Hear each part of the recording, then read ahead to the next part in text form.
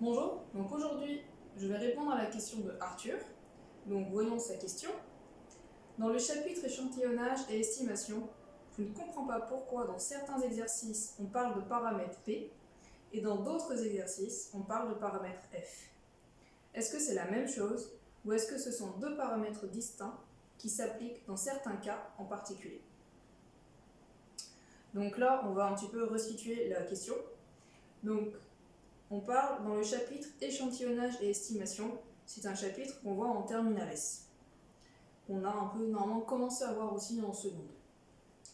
Alors, effectivement, quelle est la différence entre ce qu'on appelle le paramètre P et le paramètre F?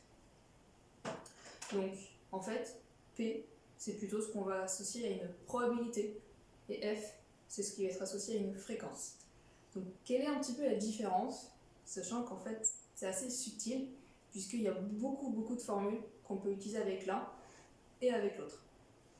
Alors, le meilleur moyen de voir bien la différence entre proba et fréquence, c'est de voir qu'une proba, c'est quelque chose de théorique, entre autres, qui est la probabilité d'avoir un 6 avec un dé, donc avec un dé normal, à 6 faces, vous savez que vous avez une chance sur 6 de tomber sur le chiffre 6.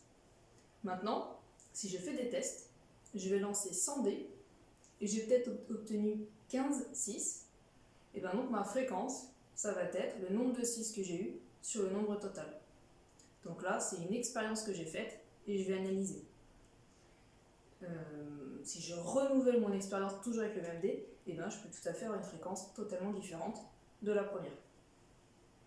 Donc c'est ça la différence entre proba et fréquence, qui est quelque chose de théorique et qui s'applique à quelque chose de concret.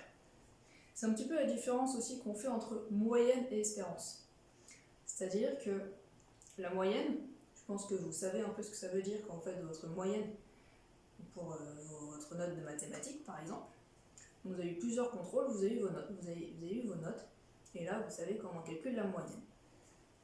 Maintenant, on va faire des pronostics pour votre bac. Vous allez peut-être dire, bon allez, en maths je peux avoir telle note, en philo plutôt telle note, en français telle note. Vous faites des petites prévisions en fonction de votre propre niveau, et vous allez calculer votre moyenne théorique que vous aurez pu avoir.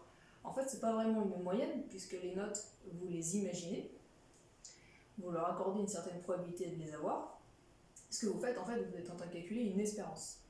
Mais concrètement, vous faites bien la même formule, que ce soit avec des valeurs théoriques, qu'avec des vraies valeurs que vous avez déjà eues. Donc c'est un petit peu la nuance entre fréquence et proba. Maintenant, pour revenir au chapitre échantillonnage et estimation, on va voir un petit peu dans quel cas de figure j'utilise l'un plutôt que l'autre. Donc si vous vous rappelez, vous avez deux formules pour calculer des intervalles.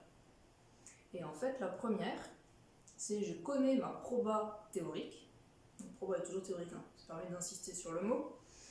Je connais la proba de quelque chose, et je veux savoir si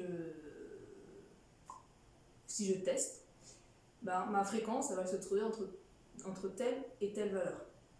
Si je dis bien que j'ai une chance sur 6 d'obtenir un 6, c'est à peu près 0,16. Donc si je fais 100 lancers de dés, je devrais avoir autour de 14, 15, 16, 17, 18, 6. Si j'en ai 52, je me pose la question si mon dé n'est pas truqué. Donc c'est un petit peu ça, de savoir quel devrait être l'intervalle concret de ma fréquence. Et donc pour ça, on va utiliser l'intervalle de fluctuation asymptotique au seuil de 0,95. Je sais, le nom est un peu couché dehors. Mais voilà, c'est cette formule-là qu'il va falloir utiliser. De manière générale, on vous la redonne au bac. Pour le deuxième cas de figure, c'est plutôt quelque chose où on ne connaît pas la proba théorique et qu'on la recherche. Donc un exemple un peu tout simple, si je dis quelle est la probabilité d'avoir un cancer à l'âge de 40 ans en France, vous êtes bien d'accord que la proba théorique ne va pas se calculer comme ça. On va faire des analyses des années précédentes, et en fonction des fréquences, on va estimer que la proba va être dans tel ou tel intervalle. C'est ce qu'on va appeler l'intervalle de confiance. Et donc, ça, on va utiliser justement l'intervalle de confiance pour faire ce calcul en voyant la formule qui est ici. Donc Donc voilà un petit peu la différence entre ces deux paramètres.